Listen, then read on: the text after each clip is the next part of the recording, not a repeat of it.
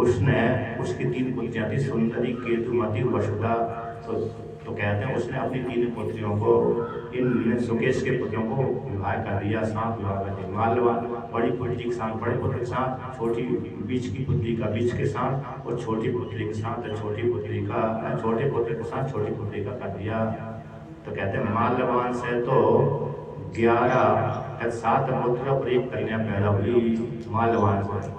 और केतुमती से सुमाली के द्वारा केतुमती से 11 पुत्र और 4 कन्या पैदा हुई। और माली से तो 4 पुत्र, माली के द्वारा वसुधा से 4 पुत्र पैदा हुए। कहते हैं जो सुमाली है उसी से जो 4 पुत्रियों के बीच में एक कैक्सी नाम की पुत्री भी पैदा हुई थी, जिससे रावण कुंभकर्ण विभीषण शूर्पणखा का एक पैदा हुए थे। अब यहाँ पर वर्णन करते हैं, इनका वर्णन कर दिया। इतने पुत्र हो जाने के पश्चात कहते हैं माल्यवान, सुमाली और माली, इनका विवाह भी हुआ, पुत्र की संतान का वर्णन कर दिया। तो कहते हैं यहाँ पर यानी जो इनका जो माल्यवान के 7 पुत्र और 1 कन्या, वज्रमुष्टि, विरूपाक्ष राक्षस, दुर्मुख और सुदग्न और यज्ञोपो, मत्तव और मत्तय, ये 7 पुत्र पैदा हुए। और एक अनला नाम की कन्या भी पैदा हुई, इस माल्यवान की संतान कहलाई। और कहते हैं दूसरे केतुमती से 11 पुत्र और 4 जो कन्या पैदा हुई। पहले है प्रहस्त, रावण का मंत्री बना रहा। प्रहस्त बड़ा बलवान था। प्रहस्त अकंपन, विकट, कालिका मुख, धूम्राक्ष, दंड, महाबली, सुपार्श, समराधि, दंड और समराधि, प्रहस्य और भाषण, ये 11 पुत्र और 4 पुत्रियां। कहता राका, पुष्पोत्कटा, कैकसी और कुंभिनसी, ये 4 पुत्रियां पैदा हुई। इस सुमाली की संतान कहलाए। कहते हैं माली की गंधर्व कन्या वसुधा से 4 पुत्र पैदा हुए। कहते हैं कौन कौन सी? अनिल, हर और संपाति, ये 4 पुत्र पैदा हुए। और ये विभीषण के 4 मंत्री कहलाए, यानी माली से हुए पैदा और विभीषण के मंत्री कहलाए थे। अब इसके पश्चात कहते हैं भगवान इन्होंने विचार किया, कहते हमारे पिताजी को यानी सुकेश को भगवान शिव जी के वरदान से दिव्य शरीर, दिव्य शक्ति, दिव्य लोक आदि फल की प्राप्ति हुई, क्यों ना हम भी उसी प्रकार से तपस्या करें। तो इस प्रकार से जब ऐसा मन में विचार किया, तो ऐसा विचार करके कहते हैं कि माल्यवान, सुमाली और माली इन्होंने भी ब्रह्मा जी को लक्ष्य करके तपस्या करी। तो तपस्या जब करी तो तपस्या के बल के प्रभाव से बहुत वर्षों तक तपस्या करी। और तपस्या करके कहते हैं भगवान ब्रह्मा जी से दिव्य शक्ति मांग ली, दिव्य को मांग लिया और कहा कि हमको अवध्य बना दीजिए, चिरंजीवी बना दीजिए, दीर्घजीवी बना दीजिए। जब इस प्रकार से कहा तो ऐसी वाणी को सुनकर ब्रह्मा जी ने तथास्तु कह दिया, अवध्य, चिरंजीवी, दीर्घजीवी, ऐसा वरदान दे दिया। और हम देवता हम कैसे हो जाए, अवध हो जाए। आचार्य मात्र नहीं बनाया, अमर होता नहीं बनाया, परंतु अवध बने रहे, आखिर बहुत दीर्घ जीव बने रहे, तथास्तु हो दिया। इसके पश्चात कहते हैं तो ऐसा वरदान लेने के पश्चात अपने पिता के पास में विवाह आदि के संतान हुआ।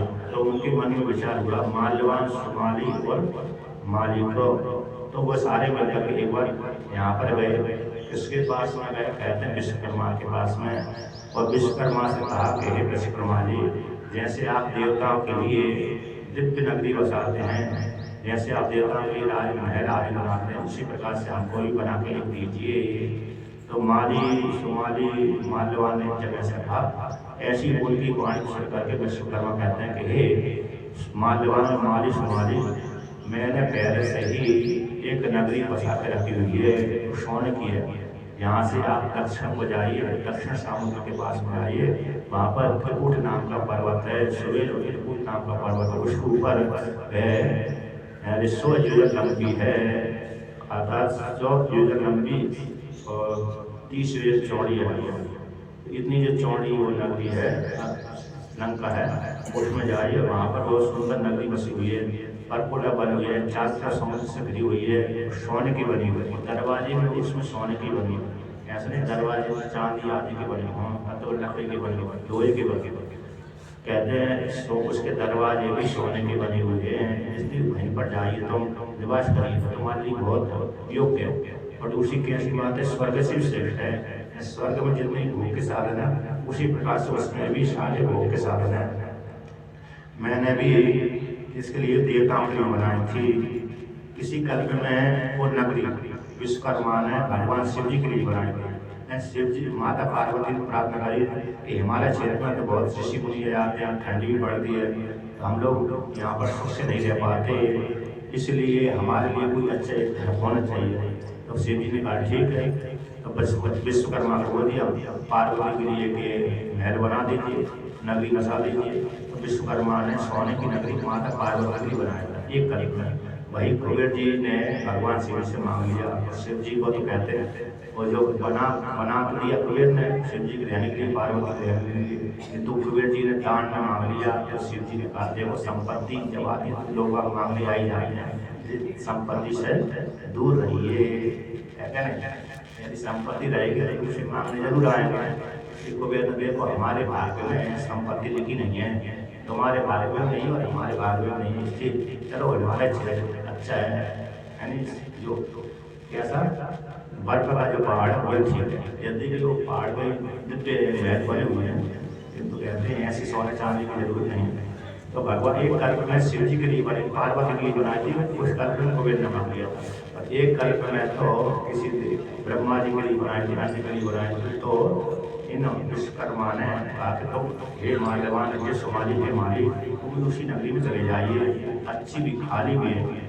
और कहते हैं जब इस प्रकार से कहा तो ऐसी सुनने के पश्चात वो सुन करके उस नगरी में और उस नगरी में बन करके रहने लगे। आता माल्यवान राजा बन गए और तीनों भाई उसकी सेवा करने लगे। तो अन्य राक्षस भी उनकी सहायता रह करके रहने लगे। अब ऐसे तपस्या से संपन्न थे और तपस्या से संपन्न हो जाने के बाद अब राक्षस जाति में एक स्वाभाविक गुण होता है, यदि राक्षस है तो उसको कहते हैं खाओ पियो मजे मारो मारो कूटो, ये स्वाभाविक गुण होता है। राक्षसों का स्वाभाविक गुण क्या है? खाओ पियो मजे मारो मारो कूटो छीनो। विशेष करके इनका लक्ष्य यदि यही होता है कि दूसरे की स्त्री कैसे प्राप्त हो, मेरे को दूसरी संपत्ति मेरे को कैसे प्राप्त हो, चाहे न्याय से प्राप्त हो चाहे अन्याय से, तो देखते नहीं है। तो छीनना उनका स्वभाव है, ये धर्म है राक्षसों का। यद्यपि सृष्टि ब्रह्मा जी नहीं करेगी, सिर्फ ब्रह्मा जी की 16 नाम की सृष्टि है ब्रह्मा जी की है, किंतु एक को इस प्रकार से बनाया ब्रह्मा जी ने और दूसरे को इस प्रकार से बनाया। एक दया करने वाला बनाया, एक छीनने वाला बनाया, इस प्रकार से।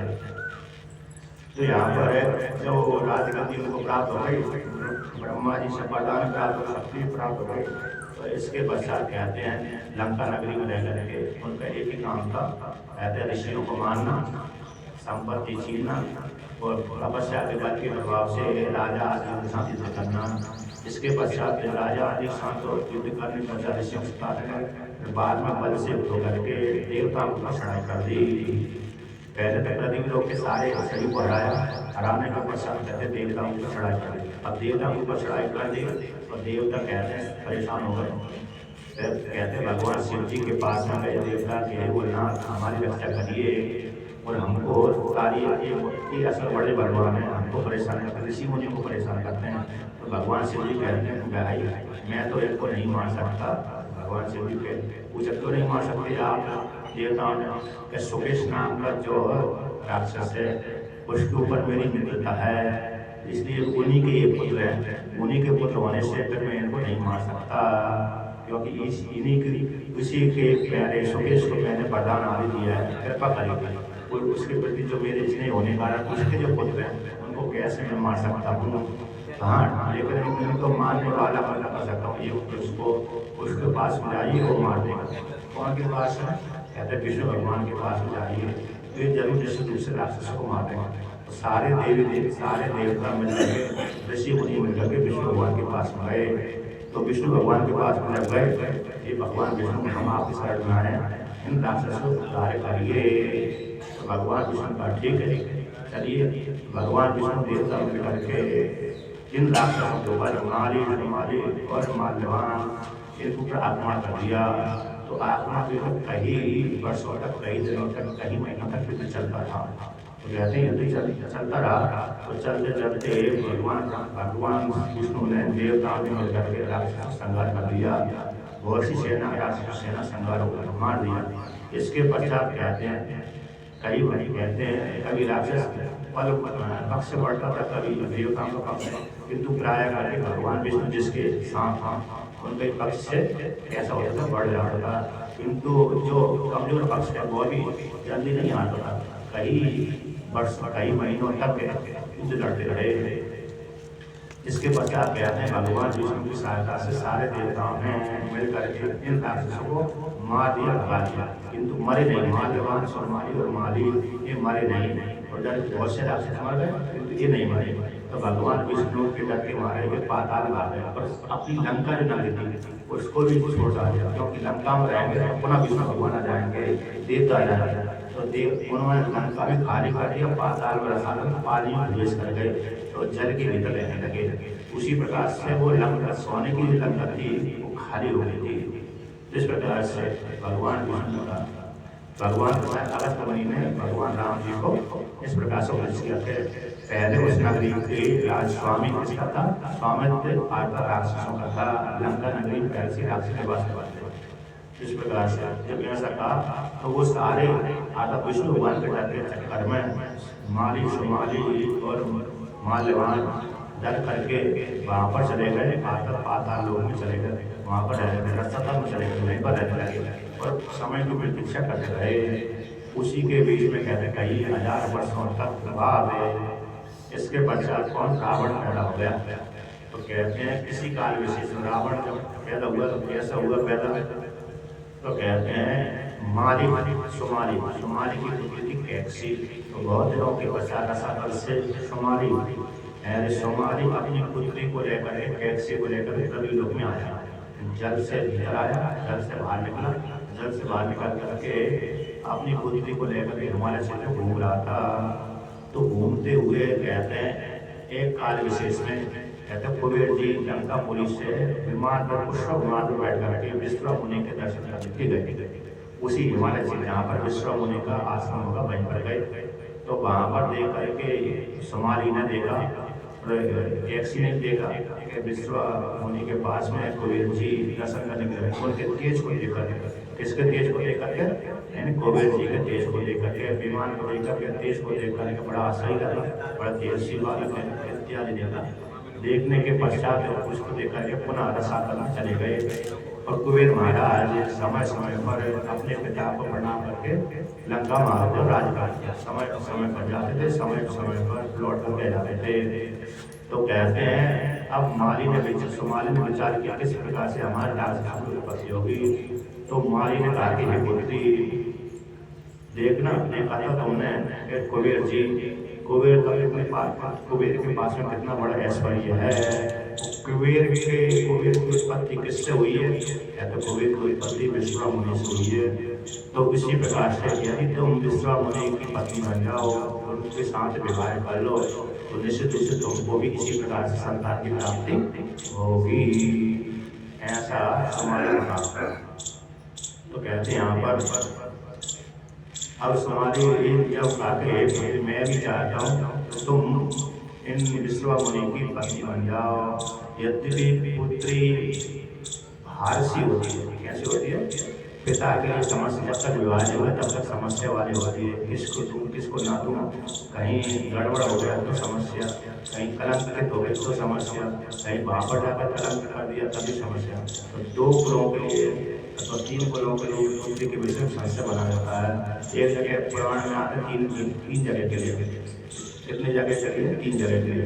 एक जगह ज़्यादातर तो 2 जगह भी आता है। तो पुत्री के विषय में, कन्या के विषय में 2 जगह में समस्या बना जाता है कि जिसको विवाह है, जिसके साथ विवाह हुआ है उसके कुल के प्रति संशय बना रहता है, और जिस माता पिता से पैदा हुए उसके कुल के प्रति संशय बना रहता है। यदि गड़बड़ कर दिया तो दोनों कुल कलंकित हो जाते हैं। एक जगह पुराण 2 जगह जाता है। एक जगह आया है कि 3 जगह का संशय डालती रहती है कन्या, कौन सी?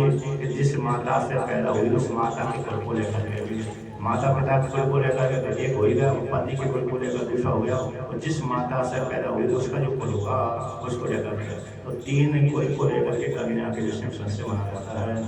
तो ये पुत्री, इसलिए पुत्री को किसी न किसी के हाथ में सौंपना ही है। इसलिए मैं चाहता हूँ तुम यानी विश्वा मुनि के पास में चले जाओ और उन्हीं की पत्नी बनाओ, उन्हीं की सेवा करो, जिससे तुमको इसी प्रकार से पुत्र की प्राप्ति होगी। किसके जैसा? कुबेर के जैसा। तुमने देखा ही कुबेर में कितना देर है, जब उनकी तुम पत्नी बजाओ, उनकी तुम सेवा करोगे तो तुमको भी उसी प्रकार संतान की प्राप्ति होगी। ऐसा कहेगा। तो ऐसा कह करके जब उसने अपने पिता की आज्ञा हमारे श्री धारी कर दिया, ठीक है हे पिताजी, मैं आपकी आज्ञा मान करके जाती हूँ। तो यहाँ पर वर्णन करते हैं, मातु कुलम पितृकुलम यत्र चैव चीयते कुलत्रयं सदा कन्या संशयश्चाप्त। ये वाक्य आता है यहाँ पर, माता के कुल के प्रति, पिता के कुल के प्रति माता पिता और ध्यान करने दी जाती है। यहाँ पर पति के कुल को लेकर, तो माता के कुल को लेकर के, पिता के कुल को लेकर के, और जहाँ पर जिस स्थान पे कन्या को दी जाती है उस जैसे पति को लेकर के, तो तीन जगह कन्या के विषय से बना रहता है। मातु कुलम पितृकुलम यत्र चैव चीयते कुलत्रयं सदा कन्या संशय स्थापित। तीन जगह के विशेष कन्या को लेकर संशय बना रहता है। यदि गड़बड़ कर दिया तो समस्या, गड़बड़ नहीं किया तो फिर कोई समस्या नहीं है। सातम मुनि परम श्रेष्ठम प्रजापति कुलोद्भवम भजे विश्वसम पुत्री कौलस्त्यम परियाश्रयम। ये पुत्री देखो, ये मुनि व श्रेष्ठ प्रजापति के कुल में पैदा हुए हैं। कैसे हुए हैं? प्रजापति के कुल में पैदा हुए हैं। इसलिए तुम इसके जो विश्व मुनि के विश्व मुनि को तुम जो कौलस्त्य में पैदा हुए हैं उन्हीं की सेवा में चले जाओ, तो उन्हीं की सेवा में जाकर स्वयं भी पति रूप से उनको वर्ण कर लो। आकर क्या कर लो? उन्हीं को तुम अपना पति बना लो। ईद शास्त्रे भविष्यन्ति पुत्रः पुत्री न संशयः ऐसा भास्कर समो राजसोऽयं धनेश्वरा। कहते हैं हे पुत्री, यानी ऐसे पुत्री यदि पति जो कन्या है किसी पुरुष को ग्रहण कर लेती है तो बंधन विवाह कहलाता है। तो यहाँ पर पिता कहता है हे पुत्री, तुम स्वयं ही उन विश्वा मुनि को जो पुरस्कार से पैदा हुए हैं उनको स्वयं पति रूप से ग्रहण कर लो। इस प्रकार से तुम्हारा कैसे ऐसा करने से निसंदेह तुम्हारे पुत्र भी, आगे तुम जब विश्व मुनि को अपना पति बना लोगे तो तुमको भी जैसा विश्व मुनि के पुत्र तो कैसे हैं? धनेश्वर है, तो इस प्रकार से संपत्ति वाले हैं, ऐश्वर्य वाले हैं। उसी प्रकार से तुम्हारे पुत्र भी उसी प्रकार से पैदा होंगे। जिस प्रकार के तुम्हारा जो विश्व है उसी प्रकार से तुम्हारा भी पुत्र उसी प्रकार से पैदा होगा। ऐसे जब कहा कुबेर जी ने, तो कुबेर के ऐसा जब सुमाली ने कहा अपनी पुत्री केकसी से, तो केकसी ने भी पिता की आज्ञा मांगी। साधु तद वचनम सत्वा कन्नकः पितृगौरवात् तत्र गत्वा विश्वायत्र तत्पते। कहते अपने पिता की आज्ञा मान करके पिता की गौरव को लेकर जब पिता अपनी कन्या को जिसके हाथ में सौंप देता है फिर वे कन्या अपने पिता की मर्यादा को पालन करती हुई, चाहे पिता अपनी कन्या को लंगड़े के, दूल्हे के, काने के, बहरे के, अंधे के किसी के गले में डाल दे रस्सी बांध करके, तो वे कन्या अपने पिता की मर्यादा को ठेस न पहुँचाती हुई उसी को अपना सर्वस्व मान लेती है। जिसको भी दिया है कन्या को पिता ने उसी को मान लेती है। उसी प्रकार से यहाँ पर भी इसे कैक्सी नाम की जो कन्या थी सुमाली की, उसने भी पिता की मर्यादा को मानते हुए पिता की आज्ञा पालन करते हुए विश्वा मुनि को अपना पति बना लिया। आदर विश्वा मुनि की सेवा चली गई। तो वहाँ पर जाकर के जहाँ पर विश्वा मुनि का आश्रम था वहाँ पर गई और वहाँ पर जाकर उनको प्रणाम किया। और प्रणाम करने के पश्चात कहते हैं विश्वा मुनि किस कार्य में गई थी, तो कहते हैं विश्वा मुनि जब उनके पास वही आश्रम गई पुत्र प्राप्ति के उद्देश्य थे। तो किस काल में गई, तो कहते सायं काल में। पुत्र प्राप्ति के उद्देश्य तो गई थी, पतिवरण करने के उद्देश्य गई थी। दिन को नहीं गई, रात्रि को नहीं गई, किंतु सायंकाल को गई।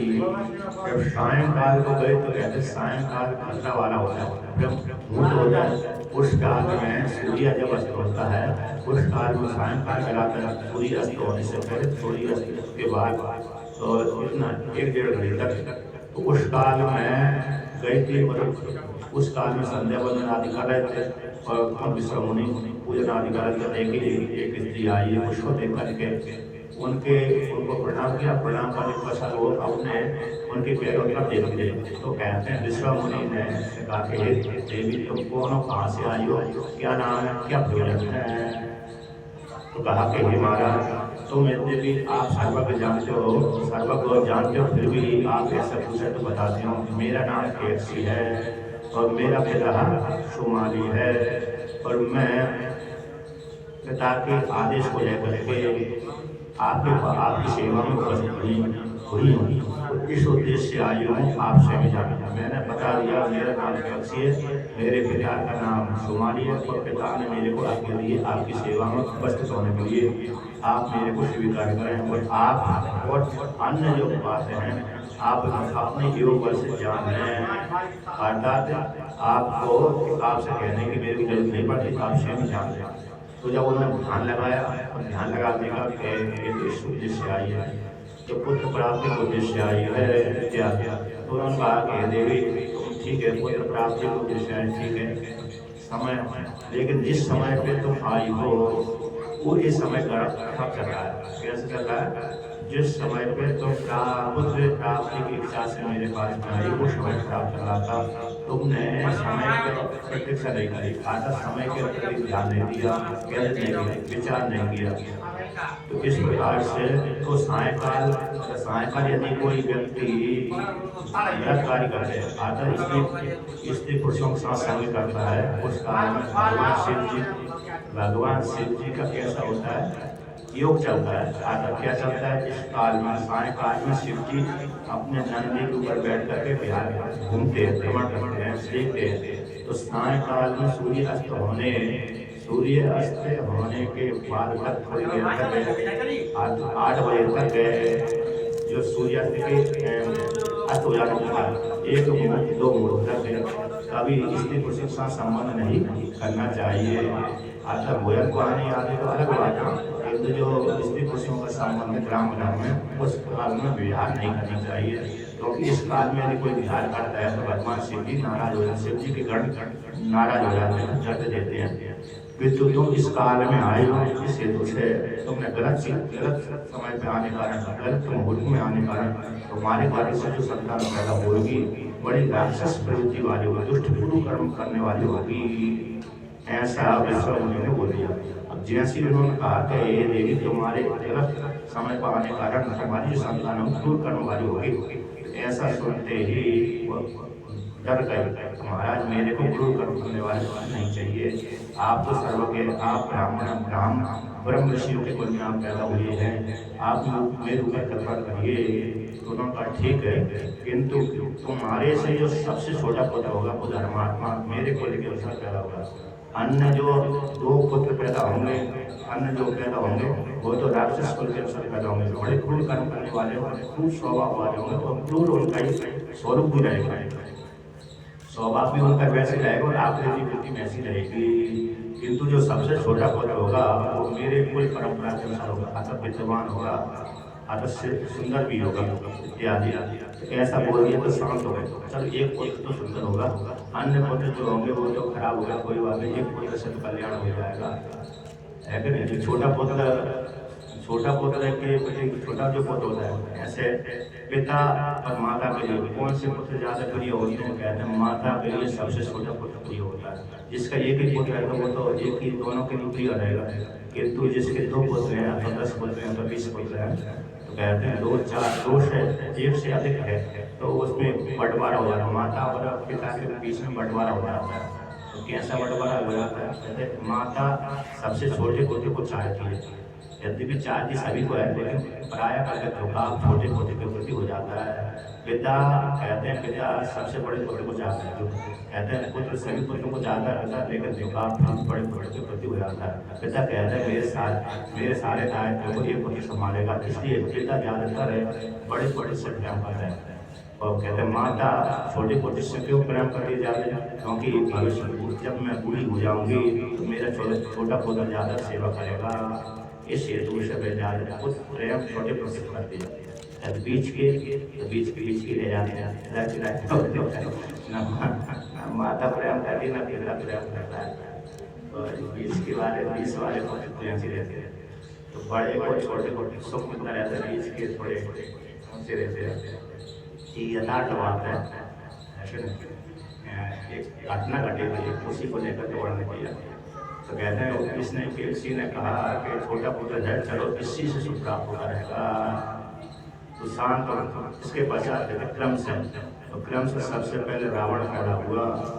तो जब रावण पैदा हुआ उसका मनुष्य, तो कहते हैं जिस काल में पैदा हुआ था उस काल में भयंकर आवाज उसने निकाली, ऐसी आवाज निकाली जिससे सारा ब्रह्मांड वहाँ का एक क्षेत्र है कंपायमान हो गया। भयंकर ईदों की जैसी आवाज निकाली, वीर सियार आदि जैसी शब्द निकाले। तो इस प्रकार का शब्द निकालने से, राव शब्द करने से उसका नाम रावण हो गया।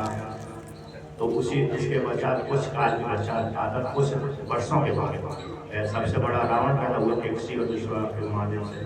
तो महीना 2 महीना मतलब साल 2 साल 10 साल 20 साल के बाद कुंभकर्ण पैदा हुआ। कुंभकर्ण पैदा होते इतनी विशाल आकृति वाला हुआ। कहते हैं आज उसके जैसा बड़ा, उसके जैसा आकृति वाला कोई पैदा नहीं हुआ। रावण पैदा हुआ तो किस प्रकार का पैदा हुआ?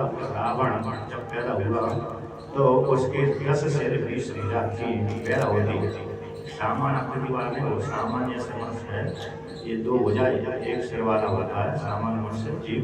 ऐसा रावण पैदा नहीं हुआ, बल्कि उसका पैदा हुआ तो 10 सिर और 20 भुजा थी। तो यहाँ पर वर्णन करते हैं जनिहा मासा बीभत्सम रक्षो रूपम सुदारुणम तस्कैवं महाकष्टम नीलांजनेययोगम। कहते हैं जब एक सिंह ने विश्व मुनि के माध्यम से पहले पुत्र को उत्पन्न किया तो उसके 10 ग्रीवा थी, 10 सिर और 20 भुजा। कहते हैं महाकष्टम बड़े बड़े बड़े बड़े। कहते नीलांजन, नीलांजन का अर्थ हो गया, कहते नीला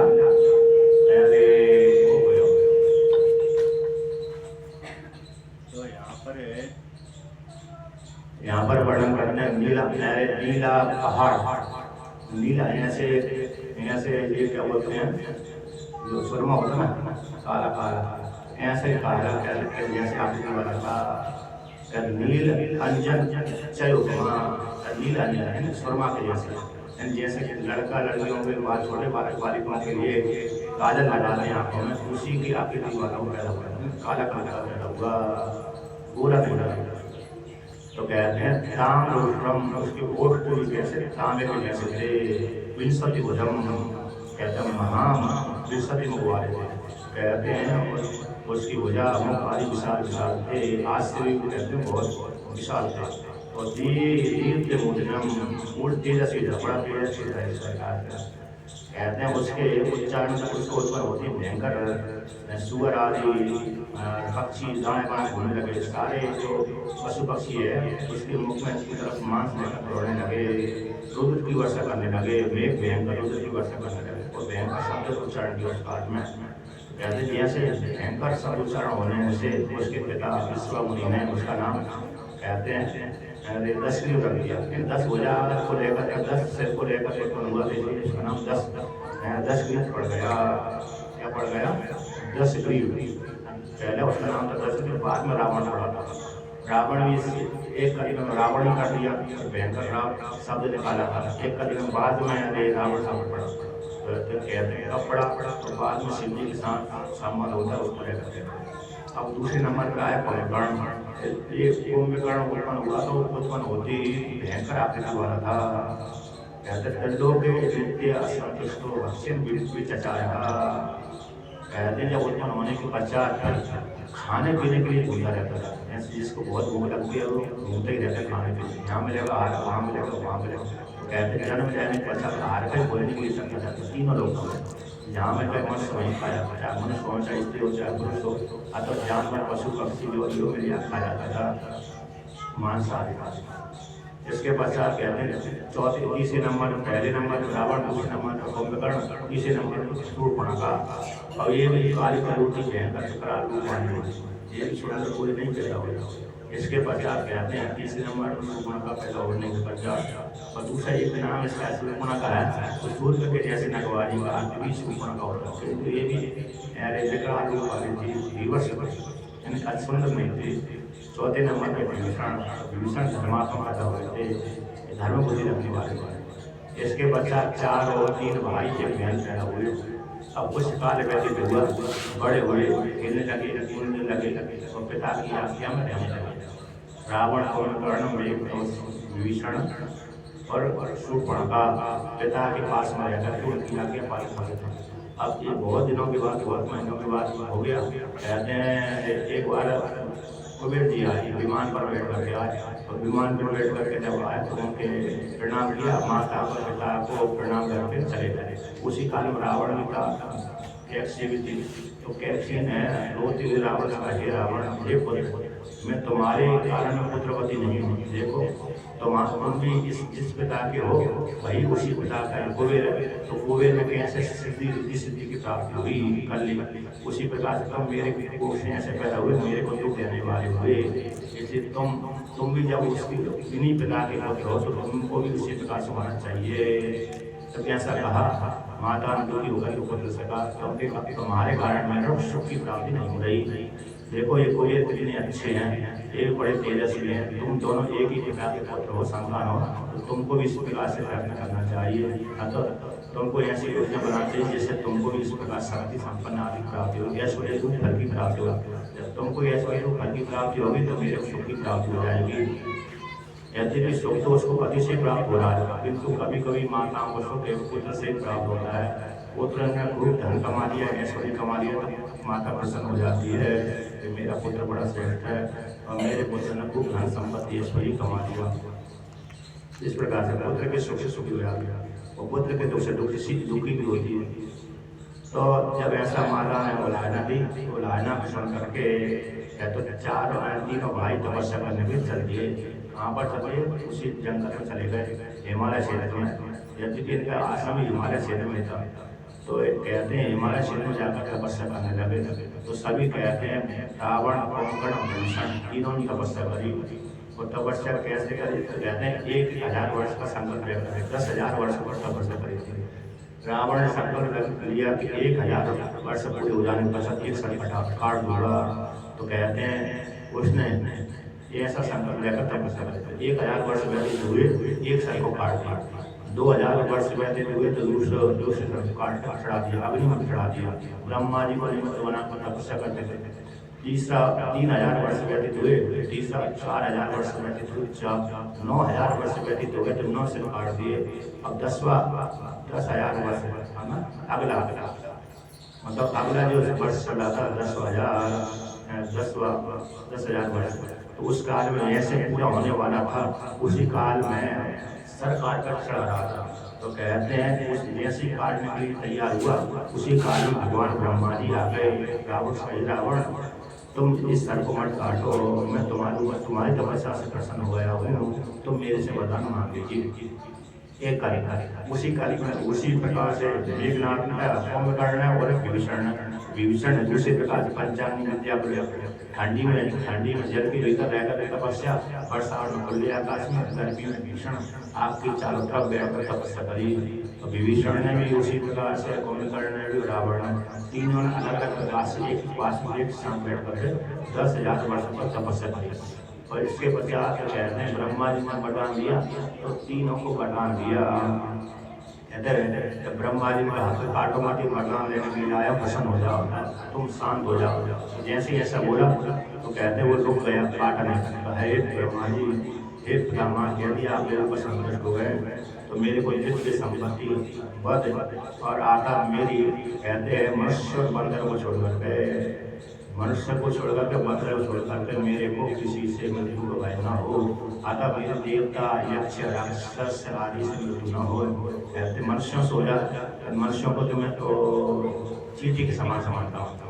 तो मनुष्यों की गिनती में जहाँ मनुष्य बलवान होते हैं ऐसा मैं मानते नहीं, इसलिए मनुष्यों के विषय में उसने शंका ही नहीं करी। मनुष्य मेरे को मार देंगे ये संभव नहीं, वो तो निकृष्ट जानता था। इसलिए मनुष्य बंधन के प्रति उसकी भावना थी कि बंधन भी डरपोक रहते हैं और मनुष्य भी डरपोक रहते हैं। किंतु राक्षस से देवता बलवान होते हैं, राक्षस दानव दैत्य देवता बलवान होते हैं, क्योंकि पहले से इसने सुनकर रखा था बहुत बलवान राक्षस, दैत्य भी बहुत बलवान, देवता बहुत बलवान, दानव आदि बहुत बलवान। इसलिए उसको सरसों के लिए मार लेते, तपस्या करके बल प्राप्त कर लेते हैं। किंतु सामान्य जो मनुष्य हैं, राजा आदि, ये तपस्या तो करते नहीं है और ब्रह्मचर्य आदि चारों आश्रम का पालन करते हैं। तो चारों आश्रम का पालन करते करते मर जाते हैं, तपस्या करते नहीं जाते। इसी कैसे ये मार सकते हैं? लेकिन ये जन्म से तपस्या करते हैं, राक्षस है, दैत्य है, दानव आदि है, देवता आदि है, इसलिए ये मारने में समर्थ हैं। ऐसा जानकर उसे प्रार्थना करी, हे पितामह, मेरी मृत्यु देवता दैत्य दानव राक्षस आदि यक्षों आदि से न होए। तो तथास्तु कहते हैं मनुष्य आदि के विषय पूछा ही और ठीक है तथास्तु बोल करके बंदे को शक्ति देने चले गए। अब इसके पश्चात कहते हैं कुंभकर्ण के पास में वरदान देने के लिए गए ब्रह्मा जी, तो उसी कारण देवता दुखी होकर ब्रह्मा जी के पास में, हे ब्रह्मदेव पकड़िए हमारे पास। कहते हैं ये यदि जीवित रहा, प्रतिदिन हार करता रहा, तो जो आपके द्वारा बनाई गई सृष्टि को संघर्ष कर देगा, खाली कर देगा। तो ब्रह्मा जी को लगा हाँ ये तो खाएगा, जीवित प्रतिदिन खाएगा तो पूरी सृष्टि खाली कर देगा, तो मेरे को नहीं सृष्टि करना पड़ेगा। तो फिर ब्रह्मा जी के माध्यम से आह्वान किया सरस्वती को, हे सरस्वती। तो सरस्वती का आह्वान करके सरस्वती ने कहा इसको बुद्धि फेर दो, इसके दिमाग में। कहते हैं और ठीक है। तो माता कहते मतलब भगवान ब्रह्मा जी की प्रेरणा से सरस्वती माता उसके दिव्या में प्रवेश करेगा। तो उसने यहाँ पर चित्रासन आदि मांग रहा था, उसके स्थान चित्रासन मांग लिया। तो ब्रह्मा जी का झटती आवाज हो, पहले चित्रासन मांग रहा था, उसकी इच्छा की जल्दी की आसन आप हो जाता। सरस्वती माता ने बुद्धि फिर दी, की स्थान नहीं मान लिया, निद्रासन नकार, टीकार के स्थान पर नकार मान लिया, नकार हो गया, निद्रासन आ गई, इंद्रासन के स्थान निद्रासन। ब्रह्मा जी मेरी भी नहीं करी, ठीक है तो मुझे इतना प्राप्त रहेगा। इसके पश्चात विभीषण के पास में, हे विभीषण पुत्र मेरे से वरदान मांगो। विभीषण ने कहा महाराज मेरी कभी भी आपद धर्म की प्राप्ति हो जाने पर भी मेरी बुद्धि खराब ना हो, हमेशा सत्मार्ग में चलता रहूं। अर्थात यदि ऐसी कभी कभी व्यक्ति के पास में दुरावस्था की प्राप्ति हो जाती है, भयंकर समस्या चारों तरफ शत्रु से घिर जाता है, तो अब तुम भूत बोलो। उस काल में विभीषण कहता है ऐसी अवस्था की प्राप्ति हो जाने पर भी मैं धर्म से विचलित ना होना, झूठ आदि ना बोलूँ, ऐसा वरदान मांगा। भगवान ब्रह्मा जी तुमको चिरंजीवी बना देता हूँ, मैं अपनी तरफ से अजर अमर बना देता हूँ, मतलब बहुत घातक। ब्रह्मा जी से भी धार्मिक मांगा, तो ब्रह्मा जी को वरदान आधार्मिक हो नहीं सकता, आधार्मिक हो नहीं सकता हो, इसलिए ब्रह्मा जी ने उसको और भी अजर अमर रूप बना दिया। ना धर्म में जाए थे बुद्धि अमृतम ददामि। तो भगवान ब्रह्मा जी कहते हैं तुम्हारी बुद्धि अधर्म में नहीं जाएगी और तुमको अमृत में दे देता हूँ। अर्थात अमृत दे देता हूँ तो आज दीर्घ काल तक जीवित होने वाले, अजर अमर हमेशा हमेशा के लिए अमर नहीं होने वाले, लेकिन दीर्घ काल तक। विभीषण चिरंजीवी कहलाते हैं, बहुत काल तक जीवित रहते हैं।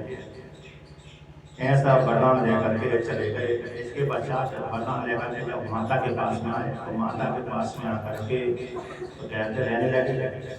और जैसे माली सुमाली माल्यवान को मारकर रावण वरदान लेकर संपन्न हो गया, तो पुनः माली माल्यवान है, तो माल्यवान से कहने लगे हे रावण, बृहस्पति का नाम का जो रावण का मंत्री था और इनका पुत्र आदि था, उसने कहा हे रावण, हमारी जो नगरी है, हम राक्षसों के पहले राजधानी थी, उस राजधानी को तुम मांग लो।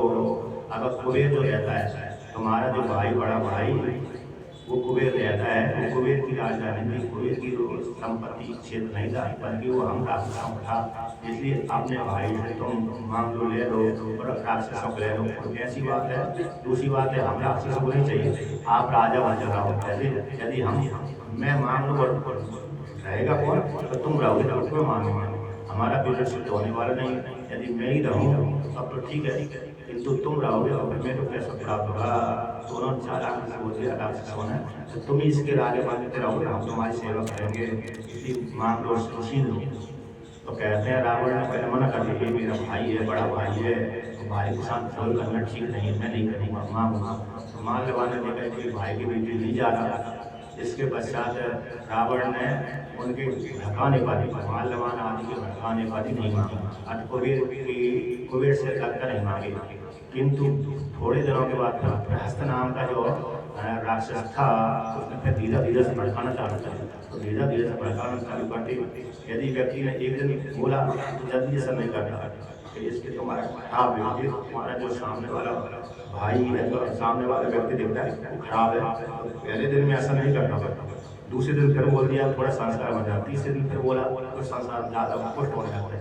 10-15 दिनों तक लगातार एक व्यक्ति की विषय में निंदा तो प्रशंसा सुनने लगते हैं ना, तो वो विश्वास हो जाता है कि हाँ, अमुक व्यक्ति निश्चित रूप से खराब ही है, अमुक व्यक्ति निश्चित रूप से अच्छाई है। तो उसके गुण दोषों को लेकर के सुन करके हमको भी यदि गुण है तो उसके प्रति प्रवृत्ति हो जाती है, श्रद्धा बन जाती है। यदि उसमें खराब गुण है उसको देख करके नफरत हो जाती, नफरत हो मतलब वो लग जाती है, उससे बेरुख हो जाती है, दुर्भावना हो जाती है, और उससे वार्तालाप करने की इच्छा नहीं रहती। उसी प्रकार से हम धीरे धीरे से भड़का दिया राक्षसों ने। रावण ने कहा ठीक है, मैं राजा बनूंगा, ठीक है।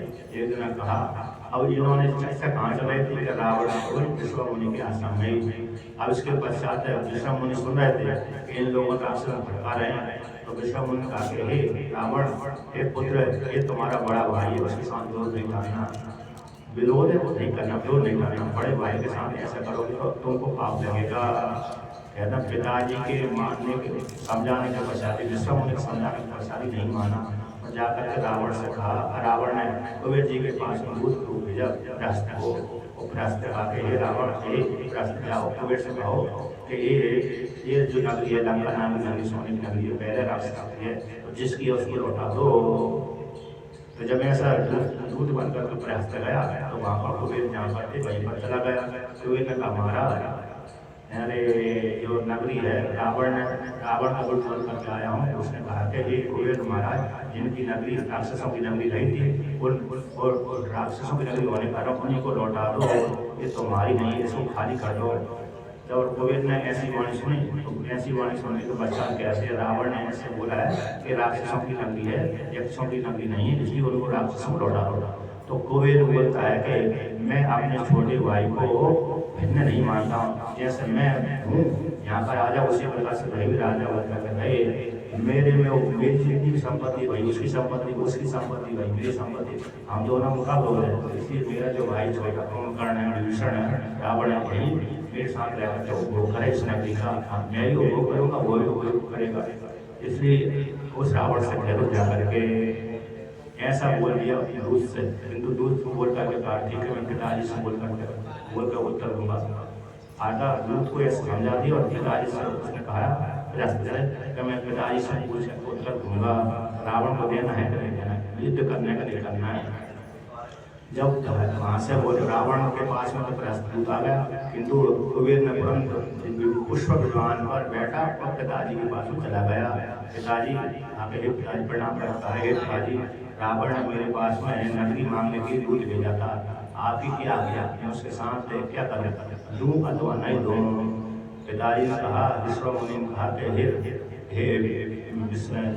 हे कुबेर, हे लक्ष्मण, मैंने ही रावण को डांटा था, आप अपने बड़े भाई के साथ विरोध मत करो, उसके साथ वार्तालाप मेल मिलाप कर रहो, किंतु वो उसने मेरी बात नहीं मानी। इसलिए मैं चाहता हूँ मैं तुम अपनी कुशल चाहते हो और मेरी आज्ञा मानकर उस नगरी को छोड़ दो, नहीं छोड़ोगे तो जबरदस्ती युद्ध करेगा तो समस्या होगी, इसलिए छोड़ दो। तो कहा ठीक है पिताजी, फिर मैं कहा रहा हूँ मेरे लिए भी कुछ न कुछ राजधानी होना चाहिए, तुम शिव जी के पास में जाइए, आगे कैलाश पर्वत में जाइए और कैलाश पर्वत में जाकर वहीं एक उत्तम नगरी बसाइए, वहीं पर रहिए।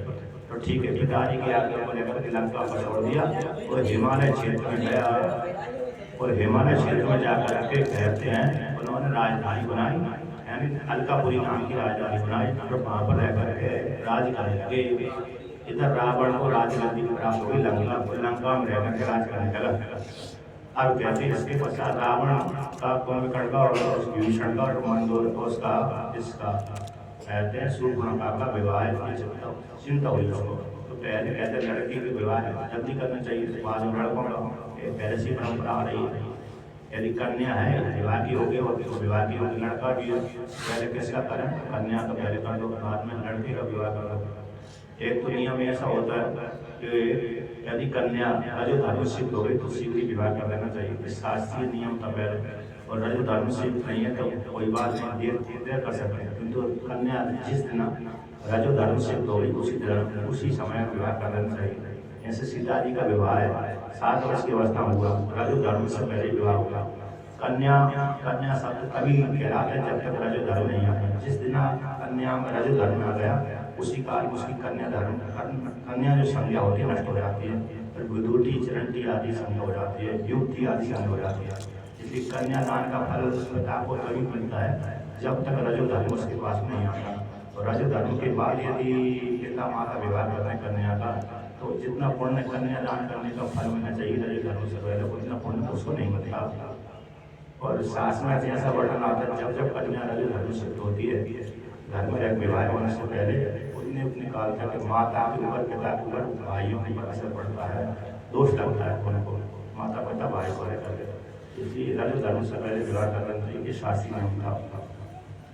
तो कहते हैं यहाँ पर शूर्पणखा का पहले किसके साथ विवाह करना चाहिए, तो कहते हैं कालिका का एक पुत्र था, कालिके गिराकर विद्युत जिह्वा के साथ शूर्पणखा का विवाह कर दिया। अब शूर्पणखा का साथ विवाह हुआ विद्युत जिह्वा का, विद्युत जिह्वा नाम का उसका पति और कालिका का पुत्र था, इसलिए कालिके कहलाता है। तो कहते हैं उसके साथ विवाह कर दिया। तो विवाह करने के पश्चात एक दिन रावण कहते हैं हिमालय क्षेत्र में घूम रहा था, उसी काल में मैं नाम का दानव कहते हैं अपनी पुत्री मंदोदरी को लेकर के रसातल से घूम रहा था, निकला हुआ यहाँ पर उसका पैर था, वहीं से निकला हुआ था, यहाँ पर निवास बना हुआ। तो कहते हैं घूमते घूमते उसने देखा कि एक पुरुष से रावण यहाँ पर बिहार में घूम रहा है। तो रावण को देख करके मैं नाम के दीदी का पुत्र है और कहते हैं असुर भी कहलाता है। तो रावण ने पूछा तुम कौन हो, ऐसा पूछा। मैं नाम के दानव को, मैं नाम के दैत्य को, असुर को देख करके रावण पूछे तुम कौन हो। तो कहते हैं मैं नाम के दानव कहता है, मैं नाम का दैत्य कहता है मैं मेरे दीदी का पुत्र दैत्य हूँ, ऐसा मैं नाम का मैं दानव हूँ। कहते ये तुम्हारे सामने कौन है, कहते मैं नाम का जो दैत्य था असुर था, अपनी पुत्री मंदोदरी को साथ लेकर के आया था, घूम रहा था। उसका विवाह उस काल नहीं हुआ था, कौन कन्या थी। तो कहते ये कौन है, ये मेरी पुत्री है। तो कहता है मैं नाम का वो दैत्य कहते हैं, असुर कहता है कि मेरा विवाह देवताओं ने मेरे को स्वर्ग की जो अप्सरा हेमा थी उसको मेरे को अर्पण कर दिया था। उससे मेरी हेमा ने इसको गर्भ धारण किया था। तो कहते हैं हेमा के गर्भ से मेरी पुत्री पैदा हुई है जिसका नाम मंदोदरी है। और मेरी कहते 2 पुत्र भी हैं, मायावी और दुंदुभी नाम के भी 2 पुत्र हैं, एक मेरी पुत्री है। तो इस प्रकार से उस पुत्री बहुत सुंदर थी मंदोदरी। अब उन्होंने कहते मैं नाम के दैत्य ने कहा, असुर ने पूछा तुम कौन हो। तो उसने कहा कि मैं ब्रह्मा जी के पुत्र प्रस्थ का पुत्र विश्वमुनि का पुत्र मैं रावण हूँ। इस प्रकार से 4 नंबर में मैं हूँ। तो जब ऐसा कहा कि विश्वमुनि के प्रस्थ ब्रह्मा जी के वंश में पैदा हुए, अतः प्रस्थ ऋषि के वंश में पैदा हुआ है, अतः ब्राह्मणों का वंश है, ब्रह्म ऋषियों का वंश है। ऐसा जान करके उसने कहा कि मैं अपनी पुत्री किसको दूँ। तो मंदोदरी को ही उस महीना के दैत्य ने असुर ने रावण को कह दिया, ये रावण मैं अपनी पुत्री का विवाह तुम्हारे साथ कर देता हूँ। यद्यपि क्रूर कर्म वाला था, अच्छा नहीं था, किंतु उसको ब्रह्मा जी से वरदान प्राप्त हो गया था और ऋषियों का पुत्र था। ऐसा जान करके अपनी पुत्री का विवाह कहते हैं मंदोदरी के साथ, अपनी पुत्री जो मंदोदरी है उसका रावण के साथ विवाह कर दिया। रावण ने उसे स्वीकार किया, ठीक है कन्या मंदोदरी नाम पत्न्यर्थम प्रतिगृह्यताम् एवं मम राजन हेमयाप्सरा।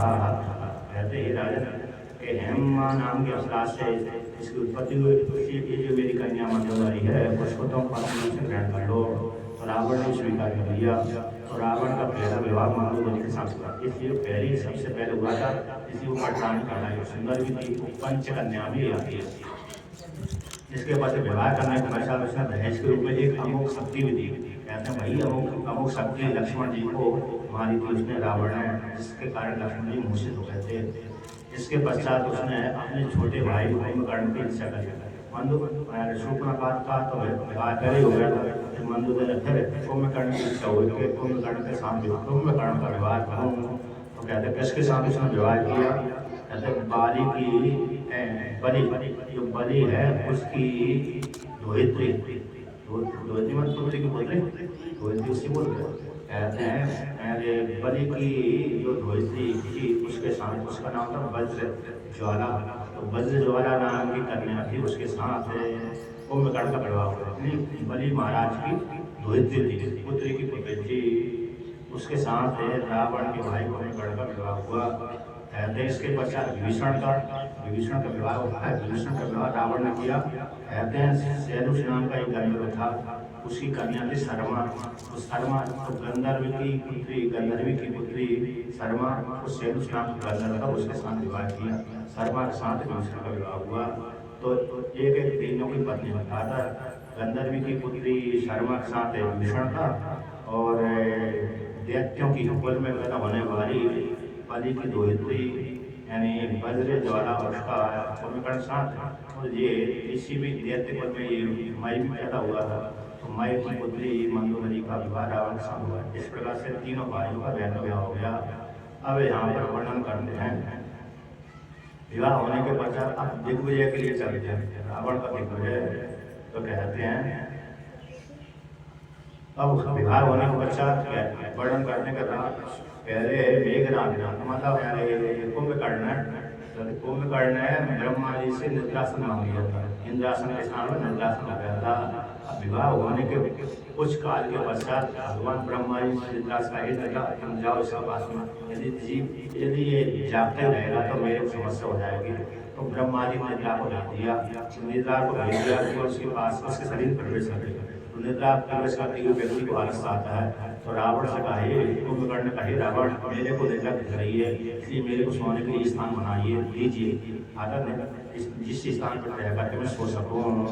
तो रावण ने अपने भाई को, छोटे भाई को सोने के लिए स्थान बनवाया। तो कितना लंबा स्थान का महल था उसका? कहता 2 योजन उसका महल था, लंबाई चौड़ाई वाला, लंबाई वाला।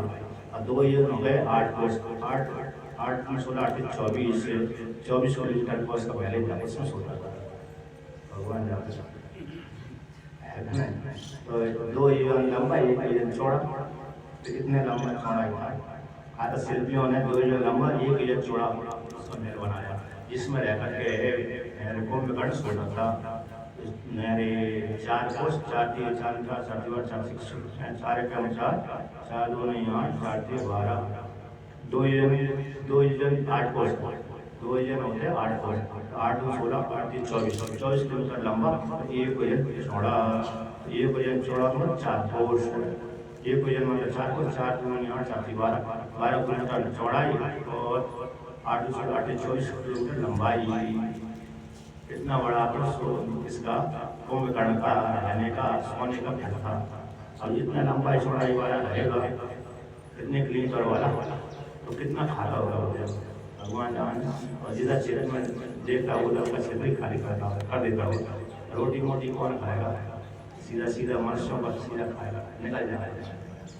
जानवर जो ये वहाँ के जानवर खाली हो जाते थे। तो कहते हैं वो सो गए, उसको शिल्पियों ने उसके लिए घर बना दिया और वहीं पर रहकर खाने रहने लगा। 6 महीने तक सोता था, 1 महीना कहते हैं जिस दिन उड़ता था उसी दिन खलबली बन जाती थी। रहकर खाने के लिए यानी वो इकट्ठा करते रहते। आप रावण ने व्यवस्था करते थे, कई हजार वर्षों का भी सोता रहा। इसके पश्चात यहाँ पर वर्णन करते हैं जब कुंभकर्ण सो गया और विभीषण धार्मिक कार्य में लगा रहा, तो रावण स्वच्छंद होकर के क्या करने लगा? कहते हैं रावण दिग्विजय के लिए चला गया, आता इधर उधर घूमने लगा। कहते हैं यहाँ पर सबसे पहले अन्यों के सभी को सेना इकट्ठा की, तो सेना एकत्रित करके कहते हैं यक्षों के ऊपर आता। यहाँ पर लंका में रह कर ऋषियों मुनियों को सताने लगा। लंका में रहता था, अपने मंत्रियों को बोलता था, ये जहाँ भी ऋषि मुनि तपस्या करते हैं उन तपस्या को भंग करो, तपस्या में विघ्न डालता। अर्थात जहाँ तपस्या मत करने दो, ऐसा उन मंत्रियों से राक्षसों आदि से होता। तो ऋषि मुनि को तपस्या नहीं करने देते थे और ऋषि मुनि को खा भी जाती था। कहते ऐसी सूचना मेरी कुबेर को। कुबेर ने कहा कि हे रावण, कुबेर समझाने के लिए कहा कि हे रावण, तुम ऋषि कुल में पैदा हुए, ऐसा गलत कार्य करने से ऋषि मुनि श्राप दे देंगे। और कहते ऋषि मुनि दुखी हो गए, उन्होंने मेरे हमारे कुल में ऐसी परंपरा नहीं है कि ऋषि मुनि को परेशान करो और तुम ऐसा गलत कार्य करो जिससे तुम लोग के नित्या के पात्र बनोगे। और कहते ऐसा गलत कार्य बंद कर दो। और ऋषि मुनि तुमको कहते ऋषि मुनि ने देवताओं से प्रार्थना करी, तो उनको मारने के लिए, मरवाने के लिए उन्होंने प्रार्थना करी थी शिव जी के साथ। शिव जी विष्णु भगवान के साथ मारने की योजना बना रहे थे। सारे ऋषि मुनि देवता एकत्रित हो गए कि योजना बनाने थे रावण को मार दो, इसलिए तुम सावधान हो जाइए, ऋषि मुनियों को अत्याचार करना बंद कर दो। तो ऐसा एक दूत के द्वारा कहकर भिजवाया कुबेर ने। कुबेर के दूत को सुन करके कहता, कुबेर का दूत आया और रावण से जैसे कुबेर ने दूत कहा, दूत ने जैसे कहा उसी प्रकार से उसने दूत सुना दिया। तो कहते हैं रावण ने उस कुबेर का दूत को मार दिया। मार करके कहते हैं और उस जो दूध था उसको खा भी गए। तो राक्षस मांसाहारी राक्षस थे, उसको पकड़ कर खा गए, मार दिया, खा गए। इसके पश्चात कहते हैं फिर बाद में मंत्री से मिलकर रावण ने यक्षों के ऊपर ही पूरे के ऊपर आक्रमण कर दिया। अब कहते हैं जब आक्रमण कर दिया तो उस काल में कहते हैं अब दूसरी एक और संदेश भेजा था कुबेर ने, देखो सारे देवता ऋषि मुनि इकट्ठे होकर के शिव जी के पास में आए थे, रावण को मार दो। किंतु कहते हैं अब मैं देखो शिव जी के सामने ऐसा मैंने संधि कर ली और कहते शिव जी के सामने पास में मैं रहता हूँ। मैंने शिव जी की पत्नी की तरफ थोड़ी सी गलत दृष्टि से देखा, तो देखो मेरी उन गलत दृष्टि से देखने के कारण मेरी एक आंख खुल गई और मैं शिव जी से मेरे को वरदान की आदि की प्राप्ति हुई है। तो इसमें चुनौती भी दी। रावण ने देखा कि इसने मेरे को चुनौती दी है, तो चुनौती को सुन करके अन्य को देख करके रावण ने यक्ष कुबेर के ऊपर हमला कर दिया। तो सारे जब यक्षों को हमला कर दिया, रावण की सेना और यक्षों की सेना मिलकर आपस में युद्ध किया।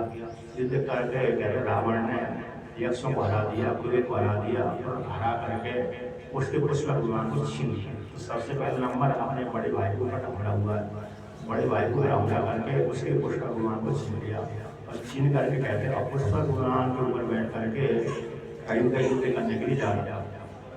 अब इसके पश्चात कहते हैं पुष्प भगवान पर बैठकर नंदन वन जाता था, अन्य जगह जाता था, अन्य कई जगह जाता था। उसी ऊपर सेना बैठा दिया और सेना बैठा करके सेना को उठा दिया और सेना उठा कर कहाँ जा रहा था, हिमालय क्षेत्र में शिव जी के जो पर्वत है उसके पास में जा रहा था। उसके पास में जाकर वो कहते हैं अब वहाँ पर उस पर्वत की रक्षा कर रहे थे कौन, नंदी महाराज।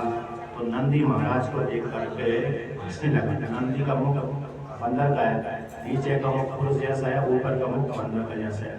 इसलिए बानर शब्द आता है। तो बानर का अर्थ बानर के नर है तो बंदर है, मनुष्य के जैसा नीचे का धड़ तो मनुष्य की जैसे गिर रही है, ऊंचा के लिए और बंदर का जैसा है, बानर जैसा लग रहा है। बंदर के मनुष्य भी है लेकिन बंदर का जैसा है। ऐसे किम पुरुष बोलते हैं। तो किम पुरुष का यही हो जाता है, पुरुष है तो घोड़ा सा है, क्योंकि मुख तो उनका घोड़े के जैसा रहता है, पूरा नीचे का पुरुषों जैसा रहता है। उनकी स्त्रियाँ भी उसी प्रकार की होती है, पुरुष भी उसी प्रकार का है। किम पुरुष किन्नरी किम पुरुष है, किन्नर और किम नरी अर्थ ये होता है पुरुष है अथवा किन्नर है, नर है अथवा नहीं है। क्यों? क्योंकि नीचे गले से नीचे का पूरा भाग है मनुष्यों के जैसे होता है, गले से थोड़ा ऊपर का भाग मात्र घोड़े के जैसा होता है। इसलिए उनका संज्ञा हो किन्नर किन्नरी, स्त्री की संज्ञा हो किन्नरी, पुरुषों के संज्ञा किन्नर। तो कहते हैं नंदी का जो मुख था बंदर के जैसा था। रावण जब हिमालय के क्षेत्र में जा रहा था, हिमालय के क्षेत्र में जाते जाते वहाँ पर शिव जी विहार करते थे, यहाँ पर किसी भी ऋषियों को देवताओं को उस पर्वत के ऊपर घूमने का अधिकार नहीं था। तो उसी इसके ऊपर से जा रहा था। तो नंदी कहा कि रावण रोको रोको रोको, तुम यहाँ पर इससे आगे नहीं जा सकते। जब नहीं जा सकते तो उस निषेध का रोक दिया। किंतु कहते हैं, और इसके पश्चात रो दिया, थोड़ा रुक गया, रुकने के पश्चात कहते हैं तू कौन होता है, तू मेरे को नहीं जानता। तो कहा कि नहीं रावण, इस शिव जी का क्षेत्रपद है, इस शिव जी के क्षेत्रपद ऊपर पर्वत ऊपर कोई भी नहीं जा सकता, कोई उल्लंघन नहीं कर सकता, ना तो देवता, ना यक्ष, ना राक्षस, न मनुष्य आदि किसी की गति नहीं है, तुम यहाँ से लौट जाओ, पीछे लौट जाओ। तो ऐसा नंदी ने कहा। तो नंदी की वाणी सुनकर के एक तो हंसा, आदत एक नंदी के मुख वाला, बंदर के मुख वाला मेरे को लौटा दो, क्या तुमको नहीं मालूम आप तुम तो शिव कौन होता है, भव कौन होता है, तो उसको मालूम नहीं है, विषय धरो कि तुम्हारे ऊपर भय आने वाला है। यहाँ पर रावण के अनुसार ऐसे ही बोला है, उसने कहा कि शिव कौन है, भव कौन है, उससे जाकर कह दो उसके ऊपर भय प्राप्त हो गया, अगर उसका शत्रु आ गया, मेरे सामने खड़े इत्यादि बोला। और तुम जो नंदी के मुख, बंदर के मुख वाले मेरे सामने खड़े हो, ऐसे देखकर के आकृति को देखकर हंसने लगा। अतः रावण ने हंसा, हंसी मजाक करा, जैसे कोई व्यक्ति चेहरा नीचे से तो अच्छा चेहरा है, लेकिन ऊपर से चेहरा खराब है, नीचे का धड़ तो अच्छा है लेकिन ऊपर का जो चेहरा खराब है, तो खराब चेहरे को लेकर के व्यक्ति कभी कभी हंस जाता है। तो उसी प्रकार से नंदी को लेकर के दिया। तो हंसने के पश्चात तो कहते हैं नंदी को क्रोध आ गया, क्रोध आने के पश्चात साफ दिया, हे रावण, तुम मेरे ऊपर